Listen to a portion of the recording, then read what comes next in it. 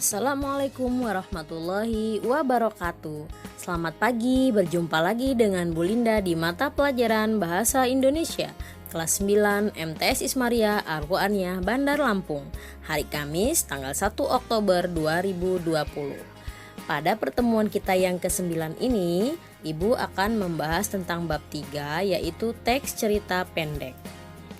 Lalu apa ya yang dimaksud dengan teks cerita pendek? Teks cerita pendek disebut juga cerpen, merupakan suatu karya sastra yang berbentuk prosa yang mengisahkan sepenggal kisah hidup tokoh yang mengalami peristiwa kehidupan yang penuh konflik. Dibuat secara singkat, tidak lebih dari 10.000 kata atau kurang dari 10 halaman. Kita lanjut ke ciri-ciri cerpen. Pertama, kurang dari 10.000 kata. Habis dibaca sekali duduk. Hanya memakai satu alur tunggal, bersifat fiktif, penokohan dan konflik pun sederhana. Dan yang terakhir, tidak menggambarkan seluruh kisah tokoh, hanya inti sari saja.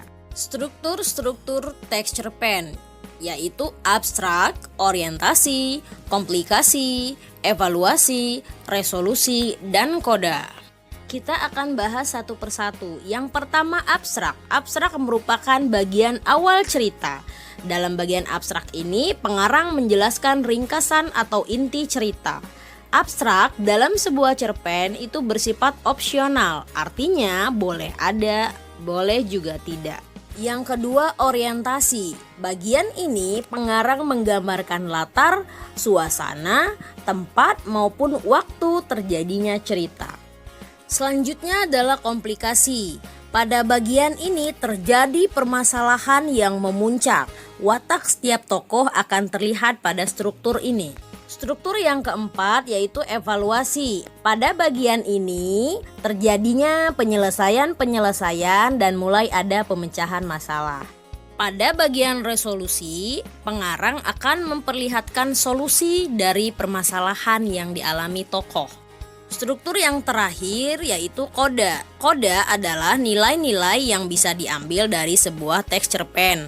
Koda bersifat opsional, artinya struktur ini boleh ada, boleh tidak. Kemudian apa ya ciri-ciri bahasa cerpen? Yang pertama, kosakata. Kedua, gaya bahasa. Tiga, kalimat deskriptif. Dan yang keempat, bahasa tidak formal. Kosakata disebut juga pemilihan diksi. Semakin tepat kita dalam penggunaan diksi, maka semakin berkualitas cerpen yang kita buat. Selanjutnya, penggunaan gaya bahasa. Gaya bahasa berfungsi untuk meningkatkan efek makna tertentu. Gaya bahasa biasanya menggunakan makna konotasi, kemudian peribahasa dan juga beberapa majas-majas. Nanti untuk majas akan kita bahas pada pertemuan berikutnya. Selanjutnya adalah kalimat deskriptif, yaitu penggambaran dan pelukisan suatu keadaan atau peristiwa dalam sebuah cerita. Ciri bahasa cerpen yang terakhir yaitu bahasa tidak formal atau tidak baku. Bahasa tidak formal atau tidak baku adalah bahasa yang digunakan sehari-hari. Hal ini agar cerpen yang dibaca terasa lebih nyata dan lebih menarik. Itu tadi materi singkat tentang teks cerpen. Silakan kalian catat dan kalian pelajari dengan baik. Minggu depan kita masih membahas tentang teks cerpen. Terima kasih atas segala perhatian. Mohon maaf atas segala kekurangan. Ibu akhiri, wabillahi taufik wal hidayah. Wassalamualaikum warahmatullahi wabarakatuh. Tetap semangat ya anak-anak.